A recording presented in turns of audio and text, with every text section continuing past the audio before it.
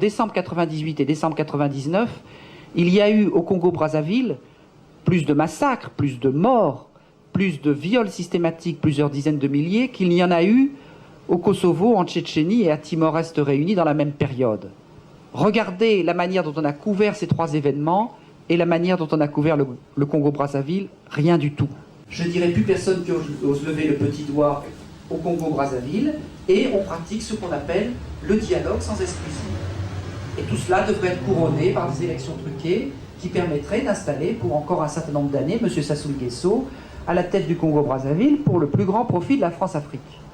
Ce qui est quand même tout à fait stupéfiant et que je n'ai jamais vu dans aucun autre pays, c'est à quel degré l'ensemble de l'éventail politique, y compris la gauche modérée, y compris une partie du Parti communiste, y compris l'extrême droite bien entendu, soutient intégralement M. Sassou Nguesso. On a vraiment l'impression que c'est le personnage clé qui défend le sort du rôle de la France en Afrique. Nous allons...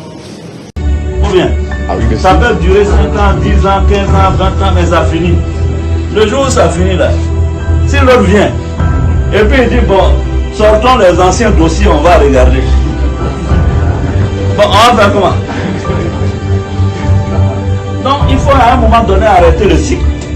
Quand on est au pouvoir, on a l'impression qu'on est tellement fort, on est tellement puissant, on peut... Non, non, pardon. Le pouvoir a sa blague un temps, c'est tout. Donc vous allez passer à l'étape de 97. Vous avez dit tout à l'heure, pour Denis Sassou Nguesso, le Congo est un butin de guerre. C'est-à-dire, je n'ai pas bien compris. Est-ce que c'est pour dire qu'il n'avait jamais digéré le fait que les Congolais les viraient en 92, comme vous l'avez expliqué? Tout à fait. Et justement, puisque j'arrive, disons, 92-97, je vais justement l'illustrer, l'expliquer. Vous n'avez jamais digéré le fait que les Congolais les viraient en 92, comme vous l'avez expliqué? Tout à fait. Et justement, puisque j'arrive, disons, 92-97, je vais justement l'illustrer, l'expliquer pourquoi je dis que c'est un putain de guerre. Bon, M. Sassou Nguesso, donc, revient en 97 dans les circonstances que tout le monde connaît, que je n'ai plus besoin d'écrire.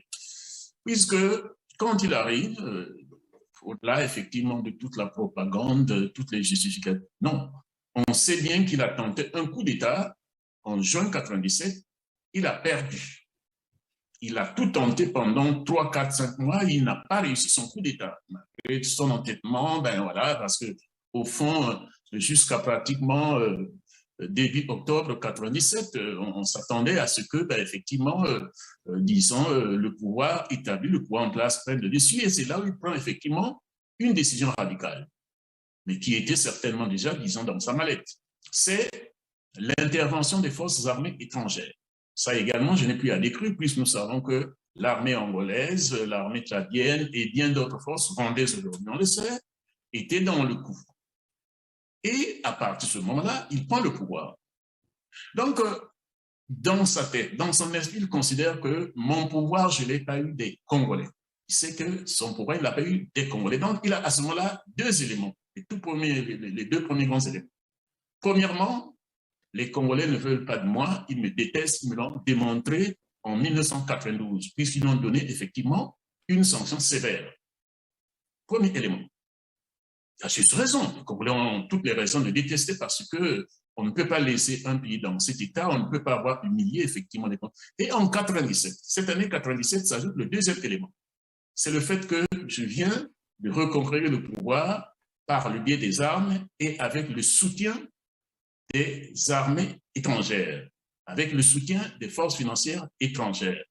Deuxième élément qui le caractérise à ce moment-là, mes privilégiés, mes soutiens, c'est l'étranger.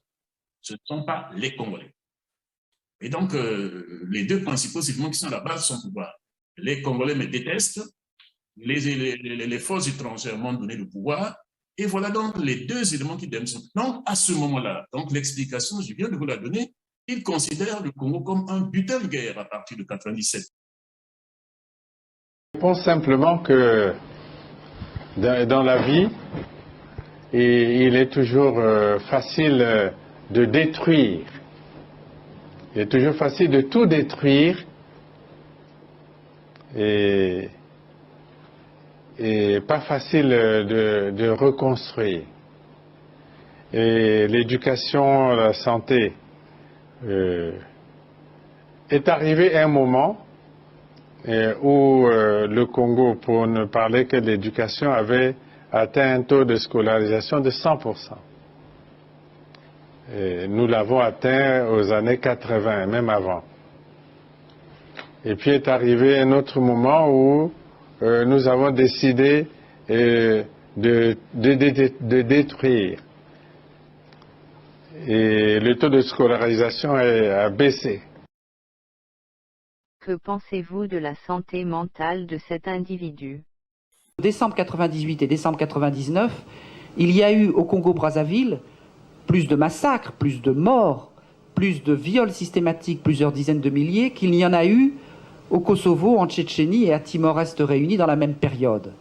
Regardez la manière dont on a couvert ces trois événements et la manière dont on a couvert le Congo-Brazzaville, rien du tout. Je ne dirais plus personne qui ose lever le petit doigt au Congo-Brazzaville, et on pratique ce qu'on appelle le dialogue sans exclusion.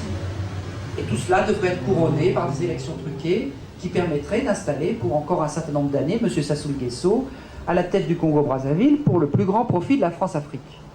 Ce qui est quand même tout à fait stupéfiant et que je n'ai jamais vu dans aucun autre pays, c'est à quel degré l'ensemble de l'éventail politique, y compris la gauche modérée, y compris une partie du Parti communiste, y compris l'extrême droite bien entendu, soutient intégralement M. Sassou Nguesso. On a vraiment l'impression que c'est le personnage clé qui défend le sort du rôle de la France en Afrique. Nous allons...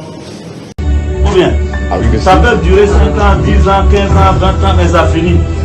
Le jour où ça finit là, si l'autre vient, et puis il dit, bon, sortons les anciens dossiers, on va regarder. Bon, on va faire comment? Donc il faut à un moment donné arrêter le cycle. Quand on est au pouvoir, on a l'impression qu'on est tellement fort, on est tellement puissant, on peut... Non, non, pardon. Le pouvoir a sa blague un temps, c'est tout. Donc, vous allez passer à l'étape de 97. Vous avez dit tout à l'heure, pour Denis Sassou Nguesso, le Congo est un butin de guerre. C'est-à-dire, je n'ai pas bien compris. Est-ce que c'est pour dire qu'il n'avait jamais digéré le fait que les Congolais les viraient en 92, comme vous l'avez expliqué? Tout à fait. Et justement, puisque j'arrive, disons, 92-97, je vais justement l'illustrer, l'expliquer. Vous n'avez jamais digéré le fait que les Congolais les viraient en 92, comme vous l'avez expliqué? Tout à fait. Et justement, puisque j'arrive, disons, 92-97, je vais justement l'illustrer, l'expliquer pourquoi je dis que c'est un putain de guerre. Bon, M. Sassou Nguesso, donc, revient en 97 dans les circonstances que tout le monde connaît, que je n'ai plus besoin d'écrire. Puisque, quand il arrive, au-delà, effectivement, de toute la propagande, de toutes les justifications, non. On sait bien qu'il a tenté un coup d'État en juin 97, il a perdu. Il a tout tenté pendant 3, 4, 5 mois, il n'a pas réussi son coup d'État. Malgré son entêtement, ben voilà, parce que au fond, jusqu'à pratiquement début octobre 97, on s'attendait à ce que, ben, effectivement, disons, le pouvoir établi, le pouvoir en place prenne le dessus, et c'est là où il prend effectivement une décision radicale, mais qui était certainement déjà, disons, dans sa mallette. C'est l'intervention des forces armées étrangères. Ça également, je n'ai plus à décrire, puisque nous savons que l'armée angolaise, l'armée tchadienne et bien d'autres forces rwandaises aujourd'hui, on le sait, étaient dans le coup. Et à partir de ce moment-là, il prend le pouvoir. Donc, dans sa tête, dans son esprit, il considère que mon pouvoir, je ne l'ai pas eu des Congolais.